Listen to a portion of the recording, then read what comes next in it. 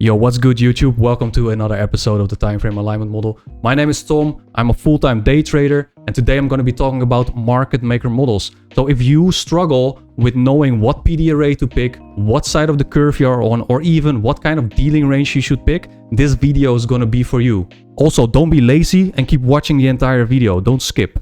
Let's get to work. Alright guys, once again, Time Frame Alignment Model, let's go over the syllabus. We've already covered 5 topics.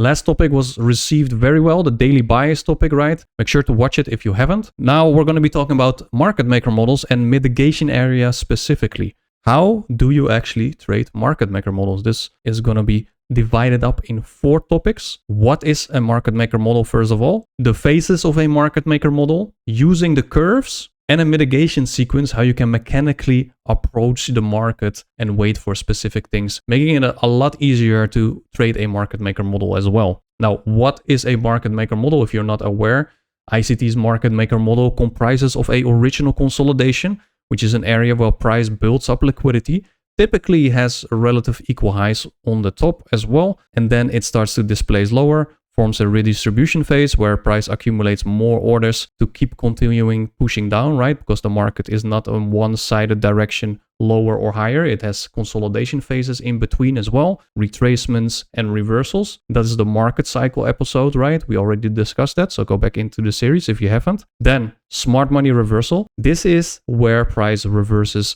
and goes into buy side of the curve. After we go into buy side of the curve, there will be a low risk buy. Now, why do they call it low risk buy? My interpretation of low risk buy means that if you trade this price leg, the initial leg that breaks the structure, you should put on low risk on this position. It's not because it's a low risk area to get in. I actually think it's a higher risk area to get in. Put on lower risk once you get in these types of moves over here. The next leg up for me is higher probability.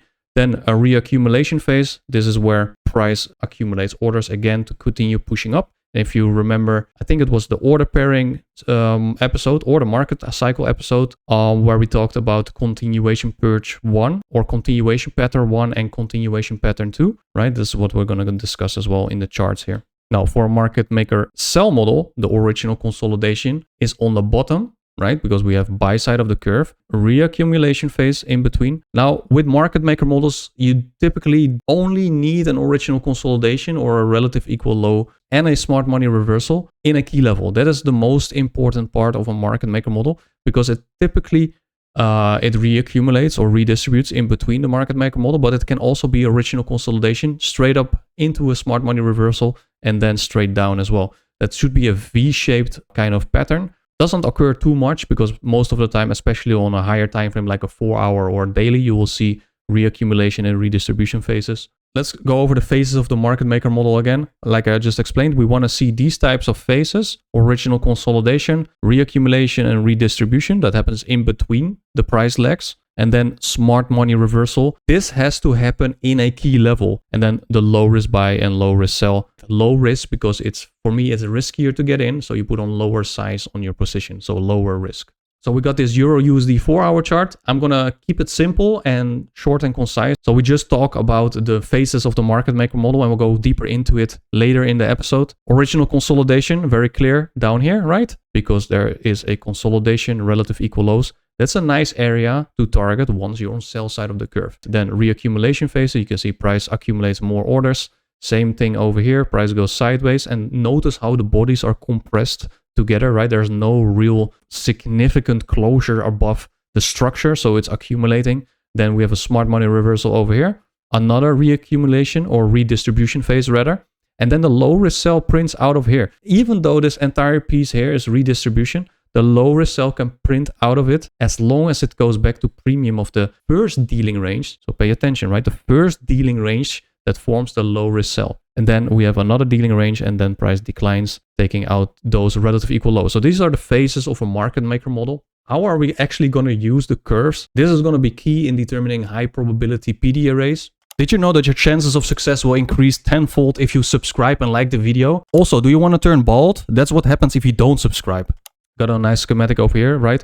We know the original consolidation. That's what a market maker buy model starts off. If you're on sell side of the curve, then we're going to use the PD arrays that are resting on sell side of the curve. We're going to frame a PD array right? A discount array to buy from in the same area as that old selling happened. Old selling into new buying, that's what we would call it, right? And if we are in a market maker sell model, that would be vice versa, right? Then the curve would be mirrored. Then we would be calling it new buying into old selling, right? But this is a market maker buy model. Now we've got a T-bond futures 4-hour chart. Let's outline the phases of the market maker model here. It always starts off with an original consolidation. You want to have that original consolidation so you know, okay, this is the start of a market maker model. It's clear that this is the one extreme of the range, and then we're going to wait for a smart money reversal to occur on the other extreme of the range, right? The lowest point of the curve. This smart money reversal has to happen in a key level. You can't just take any low out of thin air because you think this will be the bottom. Just like here, you might have thought, oh, we're breaking structure over here, and now we're going into buy side of the curve. That makes no sense. You need to have a key level. Always trade with a key level if you're anticipating a smart money reversal.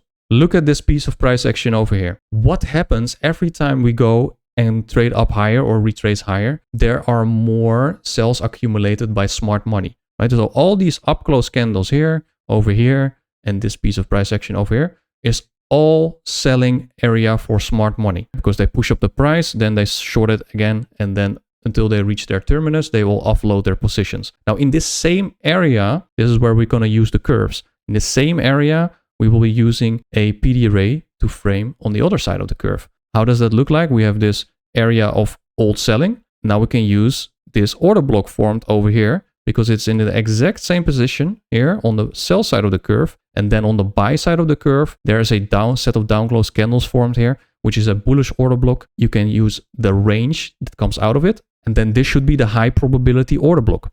Another example over here, use the JPY 1-hour chart. Nice clear consolidation over here. One extreme of the range into another extreme of the range, right? Smart money reversal happens over here. Think about using one side of the curve to frame a PD array on the other side of the curve. So first example, this piece of price action over here, redistribution phase where price accumulates orders. Same thing over here, old selling, 2 up close candles, price pushes down afterwards. Then once we trade above it, we can use the same area over here as a old selling into new buying. So if there's a PD array formed in the exact same area where old selling occurred, then we can use that as a high probability PD array.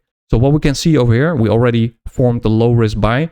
I'm not interested in low risk buy. I'm not going to lie. I always want to trade first stage distribution. Why? Because it confirms buy side of the curve. So that is way easier to trade rather than looking for an entry in the low risk buy area. That is my opinion. That's how I trade, and I love to do that way. So we can see that PD array formed over here, right? Bullish fair value gap, right in the same area as where old selling happened. And this is then the first stage distribution phase in the buy side of the curve on a market maker buy model. There can be multiple stages in a market maker buy model or market maker sell model. If you can spot another PD array, which is overlapping with the other side of the curve, and then you can find another high probability PD array. Look at this fair value gap here. This is where only sell side was offered, and it prints a fair value gap over here. Now we can use this area of old selling for a PD array on the other side of the curve. So if you draw out the lines of the fair value gap, we can see a order block formed right inside of this area, right? And this would be second stage distribution. Most of the time, the second stage distribution, aka the silver bullet, will have a volatile movement to finish off that market maker model. And you can see that over here. Price instantly displaces up higher once it taps that order block and then finishes the market maker buy model. Now let's talk about the mitigation sequence, because this mitigation sequence helped me so much in determining where I actually want to trade from. So when you're using the market maker models, you want to first of all wait for a low risk buy or a low risk sell to print. This is going to be key because I'm going to explain that. When you are looking for an old area of buying and selling, you are wanting to be on the right side of the curve, and waiting for that low risk buy or low risk sell to form first gives you more confirmation that you are on the right side of the curve. Again, we're going to be looking for old area of buying and selling, and then we're going to be looking for an opposing array formed on the opposite side of the curve, and then wait for that new price leg to form out of it. Now this new price leg we can use as a range. So now you already know how to frame a range if you use high probability PD arrays, and you buy in discount and you sell in premium. It's that easy. So over here we've got a Euro USD 15-minute chart, right? Blank chart. I just want you to look at this chart and just figure out, do you see any old buying into new selling or old selling into new buying areas? Mitigation sequence, think about that, right? So let's break it down. Original consolidation up here. one extreme of the range into another extreme of the range. Sell side of the curve, buy side of the curve. This looks very clean in my opinion because you have a nice extreme low. It has a V-shaped reversal. It's also a nice indication that you are going to have a reversal, because if it's consolidating, and we know from episode 4, right, market cycles, that price doesn't really reverse from a consolidation. Now I can already hear you think, hey, but what about the original consolidation in a market maker model? That is a good question. Listen, a lower time frame consolidation might be a higher time frame expansion phase. So think about that. Now, when you look over here, we've got SMT on the lows, which is nice to see if you want to have a strong low. This is where price dips down. This is a price leg down. Then it retraces, another price leg down. The retracement, like I explained earlier, this is where old selling and old buying happens, right? So this is old selling and then drops down. So we can use these specific candles in the retracement for a opposing array on the other side of the curve. So what does that look like? Two up close candles where old selling happened is now an old selling into a new buying area. We have the low risk buy printed, and we can see a set of down close candles formed in that same area as well. Same thing over here. Price leg up, goes down, retracement goes down, retracement goes down. Every retracement with these up close candles can be an area of old selling into new buying. So if we draw it out to the right side of the curve, right, from sell side of the curve to buy side of the curve, we can see this area over here. If we form a set of down close candles, if we form a fair value gap in the same area, we can use this as a high probability PD array to look for more longs. Now this piece of price action over here, we already knew this is old selling. Can we spot something here that is for new buying? Yes, because we already know this range down here has been formed. And then we form the PD array in the same area as here, right? The bullish fair value gap.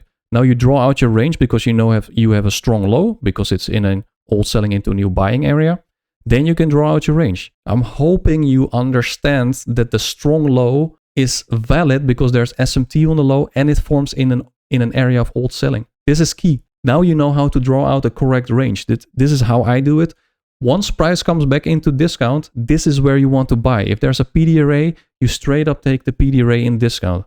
All right, let's go to another example. Euro Japanese yen, 15-minute chart, same thing. I want you to watch this chart. Just see if you can find this old selling into new buying or old buying into new selling. Where is the original consolidation? Let's put some lipstick on here. As always, we start off with an original consolidation. One extreme of the range takes out the high, and think about the order pairing episode, right? You need to watch every episode. Stop being lazy. So go to the other extreme of the range, right? Smart money reversal. And now we have a market maker sell model going on. So again, watch the price legs, right? Goes down over here, up, retracement, up.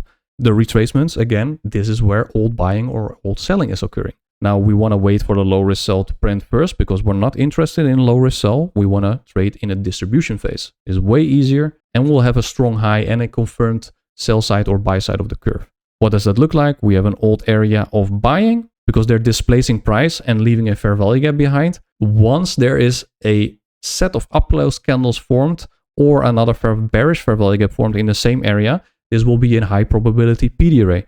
And you can actually see that, right? You can see two up close candles formed here and a fair value gap. Now price does not come back to premium. Shit happens. You're not going to take the trade. You're going to be patient and you're going to only sell in a premium. This is Euro JPY. So maybe GBP JPY went into premium and then it sold off. That is SMT, the Kraken correlation. So that makes sense. If you are trading a single asset and it does not come back to premium, you don't take the trade. There's a hard rule. Now we have another area of old buying into new selling, right? It's that retracement to go higher. Down close candles, which should be a bullish order block, got violated, traded through, and then we form a set of up close candles. Bearish order block, right? And then we have another range down. And now notice how this one does go back to premium. So this is a good sell. Bearish fair value gap, taps premium, and then displaces down lower. This is the second stage distribution over here. So there's a volatile move down. And this is how you look for your trade setups and draw out your ranges. But guys, this was the market maker model episode. Hope you found it helpful. If you did, make sure to subscribe and like as always. And I thank you all for your support. Really like making these videos and hopefully helping all of you. And I will check you out in the next episode.